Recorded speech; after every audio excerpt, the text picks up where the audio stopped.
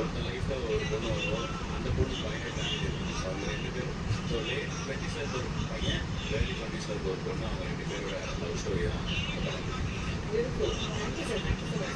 Thank you, sir. Please.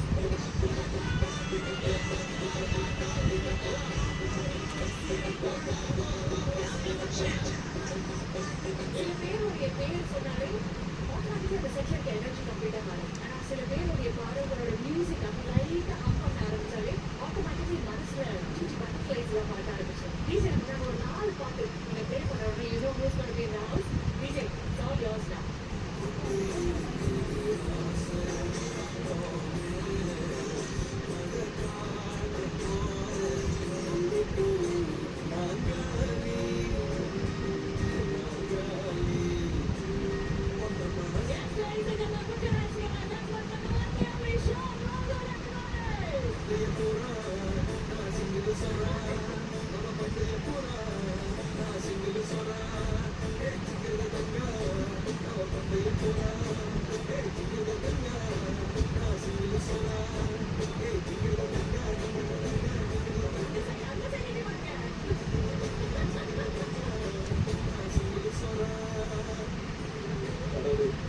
So happy to have you here, Sean, with us. நீங்க வழக்கமா வரும்போதே இன்னைக்கு 29 August மெசேஜா வந்திருக்கீங்க. 29 மியூசிக் பத்தி கொஞ்சம் சொல்லுங்க please. 29 வந்து எனக்கு ரொம்ப ஸ்பெஷலான படம். பிகாஸ் நல்ல மியூசிக்கலான ஒரு டேஸ்ட், நல்ல ரசனை இருக்கிற மியூசிக் சென்சிபிலிட்டி இருக்கிற டேரக்டர்ஸோட மார்க்கெட் ஹவுஸ் பண்ணும்போது கிரியேட் பண்ணும்போது ரொம்ப நாம பெர்ஃபார்ம் பண்ணுற மாதிரி ஒரு படம் படிக்கும். ஸோ நம்ம வீட்டில் ரெஸ்பெக்ட் மாதிரியோட எனக்கு முதல் படம். So I'm very very happy to be working with 29 பாட்டு நீங்கள் எல்லாம் கேள்விப்பீங்கன்னு நினைக்கிறேன். பாட்டு கொஞ்சம் ஒரு பாட்டு பாடியிருக்காங்க. இப்போதான் 2 நாள் முன்னாடி ரிலீஸ் ஆச்சு. பொல்லாத ஆசைகள் பாட்டு. So I'm very very happy. ரொம்ப ஒரு மியூசிக்கலான ஆல்பமாக இருக்கும். ஷான், நான் என்ன கேட்க போறேன், இசை மேடை, இசையை பார்த்து ரசிக்கக்கூடிய குழந்தைகள், லட்சக்கணக்கான மக்கள் உங்களுடைய குரலை கேட்கணும்னு ஆசைப்படுறாங்க. நாங்காலி நாங்காலி மொத்தமா சேர்த்து இப்போ நாங்காலி. Thank you. Thank you so much. Thank you so much.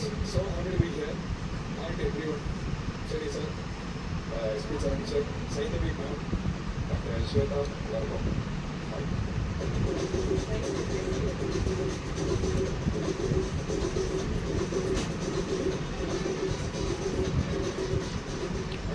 ஆக்சுவலாக நான் ஒரு ரெக்வெஸ்ட் கேட்கலாம். நான் வந்து இந்த பொல்லாத ஆசைகள் பாட்டு வந்து ஒரு 2 வரி சைந்தவி பாடி கேட்கணும்னு ஆசைப்படுறேன். 29.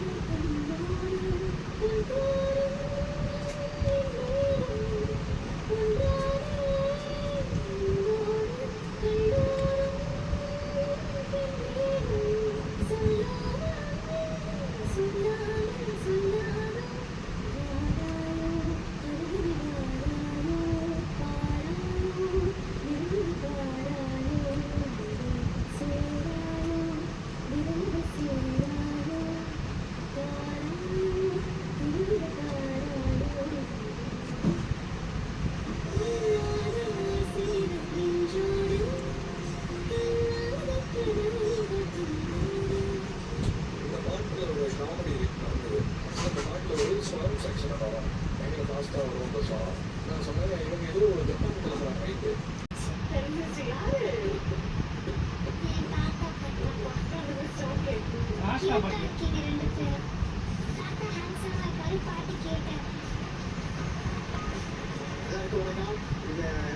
ஸ்டேஜில் இன்னைக்கு இந்த சான்ஸ் கொடுத்ததுக்கு எல்லாருக்கும் இந்த ஜி தமிழ் டீம் எல்லாருக்குமே நாங்கள் ரொம்ப நன்றி கடன் பட்டிருக்கிறோம்.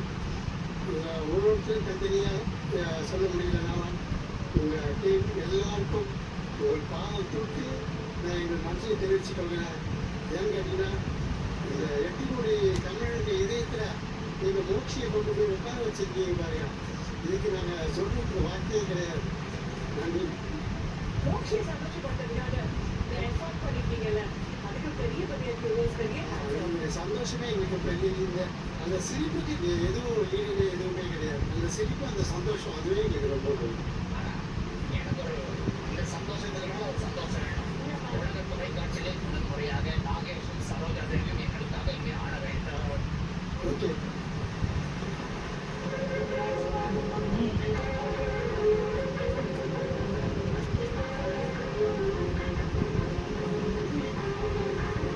இன்றைய காலத்தில் புதிய புதிய வைரசுகள் மற்றும் தொற்று நோய்கள் உலக மக்களின் கவனத்தை தொடர்ந்து ஈர்த்து வருகின்றன.